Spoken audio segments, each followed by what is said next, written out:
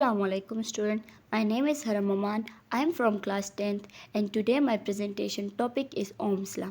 So first of all, we will know this that who discovered this law.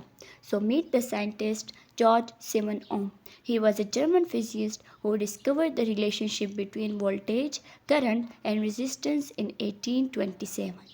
George seven ohm ये हमारे पास एक German physicist था जिसने 1827 में हमारे पास वोल्टेज करंट और रेजिस्टेंस के दरम्यान में रिलेशनशिप डिस्कवर किया था। इसने हमारे पास दो बेसिस पे इस लॉ को डिस्कवर किया था कि सबसे पहला पॉइंट के वोल्टेज और करंट जो इसमें होगा तो वो आपस में डायरेक्टली प्रोपोर्शनल होगी और सेकंड जो अहम पॉइंट है तो इसमें हमें जॉर्ज सिमन ओम ने रेजिस्टेंस के बारे में कहा था।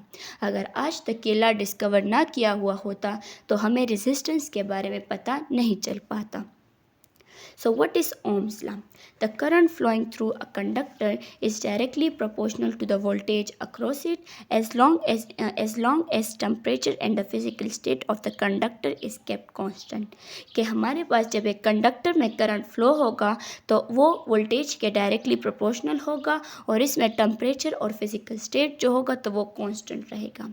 Here we use a word physical state. So what is meant by physical state? Physical state means कि हमारे पास जो लेंथ एरिया और रेजिस्टेंस होगा तो ये हमारे पास चेंज नहीं होगा और इसमें हमारे पास करंट लफ्ज़ यूज़ हुआ है। So current mean time rate of flow of charges is called current and also here use the word voltage. So voltage is a pressure or flow that pushes electric charges through a conducting loop allowing them to do work. हमारे पास voltage जो है एक pressure या एक force है जो electric charges जैसे इलेक्ट्रॉन को पुश करते हैं यानी उन पर जोर देते हैं कि एक कनेक्टिंग लूप में कि वो उसमें काम करे यानी उस चार्जेस को पास करें।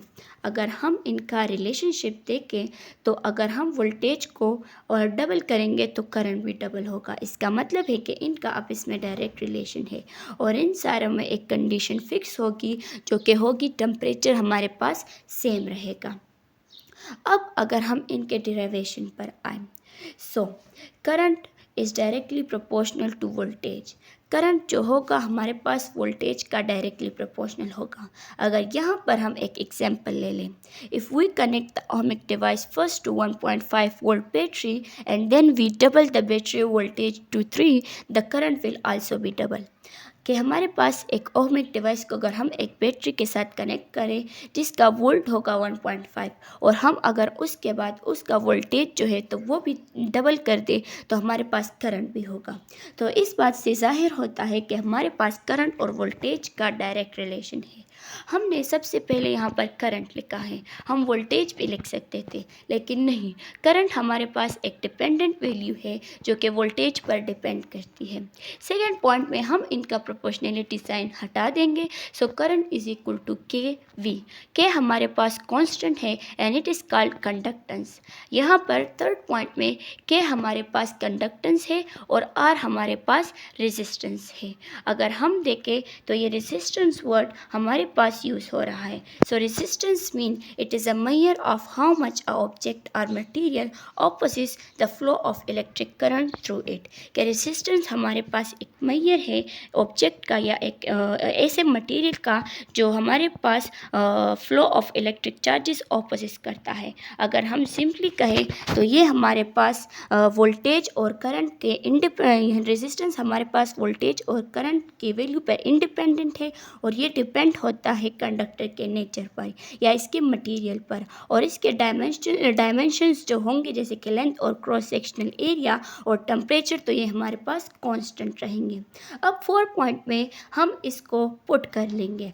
So current is equal to 1/R multiply V. अगर हम इनका ये इक्वेशन सिंप्लीफाई करें so current is equal to voltage by resistance.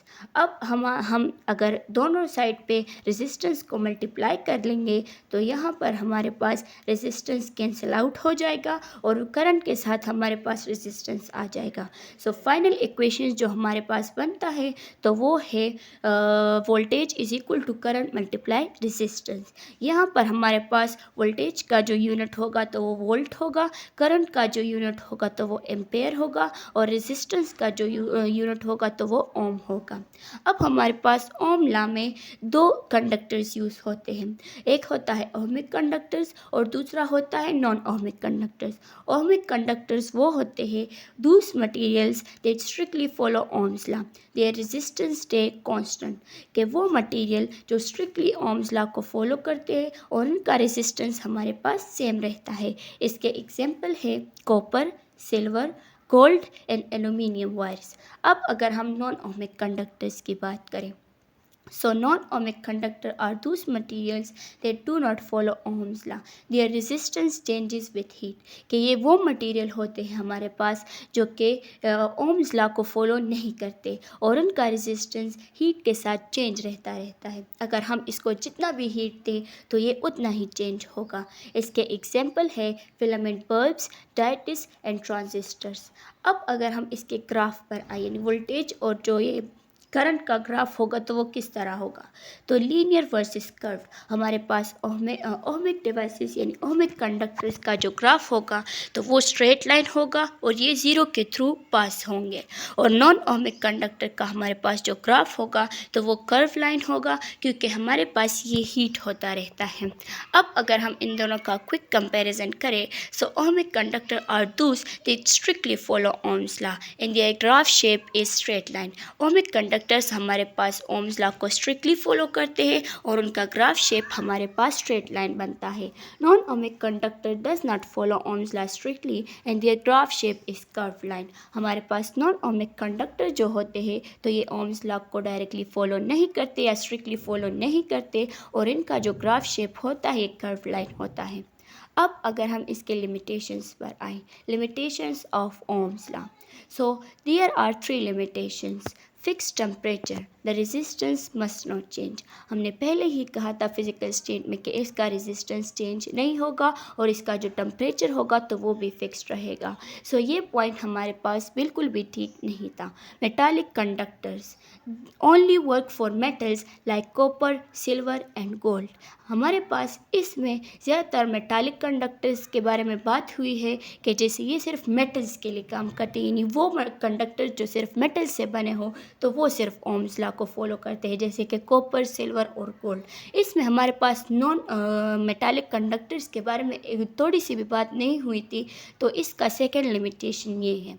हमारे पास थर्ड लिमिटेशन जो है तो वो है लिमिटेड रेंज, यानी hold good over a limited range of voltage only, कि हमारे पास एक बैटरी में वोल्टेज की जो लिमिटेशन होती है या उसका जो रेंज होता है वो लिमिटेड होता है। अगर उसका वो लिमिटेड रेंज पूरा हो तो उस पर हमारे पास एक डिवाइस अच्छे से काम करता है, यानी वो डिवाइस पर ओम्स लॉ को फॉलो करता है, और अगर उसका वोल्टेज उससे थोड़ा भी चेंज हो तो वो उसको फॉलो नहीं करता। And these are the limitations of Ohm's law which is fix temperature, metallic conductors, limited range. इन तीनों के बेस पर इस लॉ को माना जाता है, लेकिन इसमें इन तीनों के बारे में बात नहीं की गई, जिससे ये लॉ थोड़ी सी मतलब फॉलो नहीं की जा सकती।